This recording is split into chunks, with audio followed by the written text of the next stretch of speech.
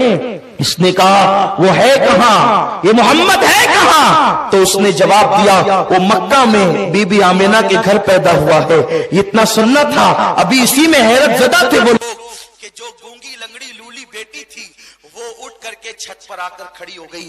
دونوں میاں بیوی نے دیکھا تو یہ اچھی کیسے ہو گئی؟ تو کہا کہ میں اندھیرے میں پڑی ہوئی تھی، ان کی باتوں کا اسے علم نہیں تھا، اندھیرے میں پڑی ہوئی تھی، اتنے میں ایک نور ہی نور برسا اور آنے والے نے کہا اے بچی تو کیوں پریشان ہے؟ اس نے کہا کہ میرا یہ حال ہے، میں اٹھ نہیں سکتی، میری پریشانی ہے، میری تکلیف ہے۔ تو اس نے کہا اگر تو محمد کے وسیلے سے دعا کر تو اللہ تجھے شفا عطا کرے گا، کیونکہ آج وہ اسی وقت پیدا ہوئے ہیں، جو ان کے وسیلے سے اس وقت دعا کرے اس کو مانگی مرادیں ملے۔ بچی نے کہا میں نے محمد کے وسیلے سے دعا کی اور جب اپنے بدن پہ پھیرا میں اٹھ کر کے کھڑی ہو گئی، جو آپ مجھے دیکھ سکتے ہیں۔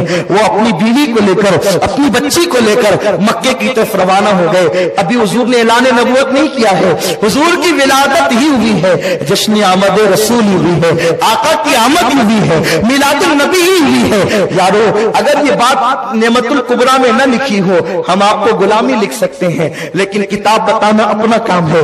جب کتابوں میں یہ بات لکھی ہوئی ہے تو پھر کیا ہے؟ لوگ منکر کیوں ہیں، انکار کیوں کرتے ہیں؟ ابھی حضور نے نبوت کا اعلان نہیں کیا ہے، یہ شخص مکہ پہنچا، لیکن جب مکہ پہنچا تو چونکہ مکے کے اندر تو ایک عجیب بحران بپا تھا، کیونکہ لوگ اپنی آنکھوں سے دیکھ چکے ہیں وہ کعبہ جو دور ابراہیم سے جامد و ثاقب کھڑا ہے، وہ کعبہ 3 دن تک جھوم رہا ہے، 3 دن تک جھوم رہا ہے، کعبہ جھوم رہا ہے۔ میرے رسول نے میلاد منانے والوں کو محروم نہیں کیا۔ دیکھو کعبے نے میلاد منائی، بھائی جمعہ کے نہیں جمعہ، میلاد منائی کعبے نے، حضور نے اس کو مسلمانوں کا قبلہ بنا دیا اور اس کے اندر بت کی آلائش تھی وہ سب پاک کر دیا۔ 3 دن تک کعبہ جھومتا رہا اور حضرت آمینہ کے گھر کی طرف جھکتا رہا۔ وہ حضور کی طرف کیا جھکا؟ حضور نے کہا ہم کسی کا احسان توڑی رکھتے، تو ہماری طرف 3 دن جھکا، قیامت تک دنیا تیری طرف جھکتی رہے گی۔ لوگوں تم آج ذلیل اس لیے ہو رہے ہو، تم سب کی طرف احترام سے جھکنا چاہتے ہو، حبیب خدا کی طرف نہیں۔ حیرت ہے، حیرت۔ آخر ہمیں پیسوں کی محبت اسی وقت تو ہمارے دل میں کیوں ٹھاٹے مارتی ہے جب حضور کی بات آتی ہے؟ ہم سب کے نام پہ تو خرچہ کرتے ہیں۔ ماں باپ حج کو گئے، مالیگاؤں میں کون سی چوکھٹ ہے؟ پرانے دور سے لے کر اب تک ماں باپ حج کو گئے واپس آئے، خدا جانے حج قبول ہوا کہ نہیں ہوا، کوئی گارنٹی نہیں۔ بولو ہے گارنٹی؟ ہے تو بتائیں۔ حج سے واپس آئے تو لکھا مرحبا اے حرم پاک سے آنے والے، مرحبا صاحب لولاک سے آنے والے۔ لائٹنگ لگ گئی، اور جنہوں نے یہ نہ لکھا کم سے کم لائٹنگ تو لگاتے ہی ہیں۔ بولو ہے کہ نہیں؟ لگاتے نا بھائیوں۔ میں تم سے پوچھتا ہوں کیوں لگ رہی ہے؟ بولے میرے ابا جی آ رہے ہیں۔ کہاں سے؟ حرم سے۔ میں نے کہا نادان، باپ حرم سے مقبول ہو کے آئے کہ مردود ہو کے آئے کوئی گارنٹی نہیں ہے، پھر تو باپ کے لیے لائٹنگ لگاتا ہے، اور وہ حرم والا رسول آیا۔ بولو یہ نبی پہ ظلم ہے کہ نہیں ہے؟ ہر ایک کے لیے روشنی، رسول کے لیے کیوں نہیں؟ رسول اللہ کی آمد کے لیے کیوں نہیں؟ جس کا حج مقبول ہے کہ مردود کوئی گارنٹی نہیں، ہم اس کے لیے لائٹنگ لگاتے ہیں۔ ممکن ہے مجھ سے یہ سن کر کے کوئی یہ فیصلہ کر لے اب نہ لگائیں گے، لیکن جو لگا چکا اس کا کیا؟ بیٹی کے منڈپ میں تو لائٹنگ لگتی ہے، بیٹے کے منڈپ میں تو لگتی ہے، لوگوں جو رسول ہماری شفاعت کریں گے۔ بہرحال گفتگو ختم کروں، وہ جب مکہ پہنچے تو مکہ میں بڑا کوہرام تھا، یہودی تلملا اٹھے تھے، کیونکہ ایک یہودی جو مکے میں رہنے آیا تھا خاص طور پہ اسی ماحول کے لیے کہ وہ مکے میں پیدا ہوں گے، اس نے کہا جو تارا نبی کے پیدائش پہ طلوع ہوتا ہے وہ تارا طلوع ہو گیا ہے۔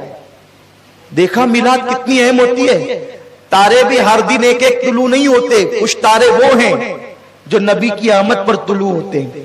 یہ تو حدیث ہے نا، تب اللہ وہ تارا کیوں طلوع کرتا ہے نبی کی آمد پہ؟ ارے وہ خدا ہے، تارا چمکاتا ہے، ہم تارے نہیں چمکا سکتے، کم سے کم خدا کی سنت میں لائٹ ہی لگا دیتے ہیں۔ اللہ تو قدرت والا ہے، تو تارے چمکا سکتا ہے، ہم تو تارے بنا بھی نہیں سکتے، چمکا بھی نہیں سکتے۔ یہ حدیث ہے، حدیث پاک ہے، یہ بھی ہم آپ کو بتا سکتے ہیں۔ نبی کی پیدائش پر جو جو تارا طلوع ہوتا ہے وہ آج طلوع ہو گیا. کیا تمہارے یہاں کسی کے گھر میں بچہ پیدا ہوا؟ اس وقت پورے مکے میں حضرت عبداللہ کے گھر بیٹا پیدا ہوا تو لوگوں نے کہا عبداللہ کے گھر پیدا ہوا عبد المطلب کے بیٹے کے گھر. جب وہ گیا تو جا کر کے اس نے کہا ذرا مجھے دکھائے نا. تو جب دکھایا تو کہا ذرا اس کی پیٹھ دکھاؤ. جب آقا کی پیٹھ دکھائی تو پیٹھ پر مہر نبوت تھی. وہ بے ہوش ہو کے زمین پہ گر پڑا, بے ہوش ہو گیا وہ. اور جب ہوش آیا تو لوگوں نے پوچھا ہوا کیا؟ اتنے بچے تمہیں پیدا ہوتے دیکھے, ہوا کیا؟ کہا کہ نبوت بنی اسرائیل سے بنو اسماعیل میں آ گئی اور یہ اللہ کا آخری نبی ہے, اور اس کے ذریعے سے اے مکے والوں تم سب کے سردار بنا دیے جاؤ گے. حضور کی ولادت کوئی معمولی واقعہ نہیں ہے, یہ سب احادیث ہے, اور یہ سب احادیث معتبر کتابوں میں ہیں. تو یہ سب چیزیں ہو چکی تھی. حضرت عبد المطلب نے کہا آمنہ اب کسی کو بچہ دکھانے کی ضرورت نہیں, ورنہ وہ قتل کر دیں گے ہمارے بچے کو. اور بہت سے آثار, بہت سے معاملات دیکھے گئے. جب یہ تینوں آئے انہوں نے کہا کہ آمنہ وہ بچہ دکھا. کہا دیکھو میرے سسر نہیں ہے اس لیے میں تمہیں ایک جھلک دکھاؤں گی اور جلدی سے چلے جانا, ورنہ انہوں نے مجھے منع کیا ہے. جب یہ آئے اور آ کر کے حضور علیہ السلام کا دیدار کیا تو ابو عامر یہ کہتا تھا, اس کی بیوی بیان کرتی ہے, سیدہ آمنہ نے بیان کیا ہے, ابو عامر یہ کہتا تھا کہ یہ بچہ اتنا خوبصورت ہے, ایسا حسن والا بچہ میں نے دیکھا نہیں. اور اس کے بعد وہ حضور کے پیر پکڑ لیا اور اپنے سینے پر لگا لیا, اور اسی حالت میں وہ زمین پہ گر پڑا.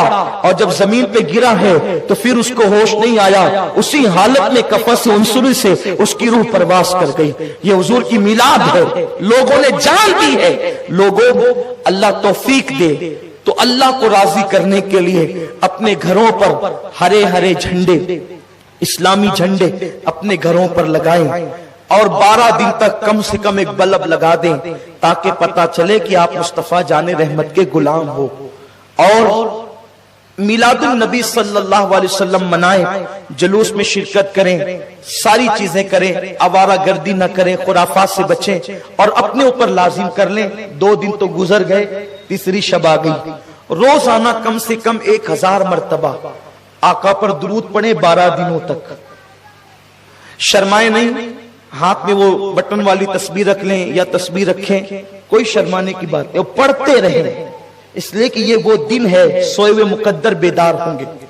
آقا نے کتنا ہم پہ کرم کیا, وہ نہ آتے تو یہ رانائیاں نہ ہوتی. 1000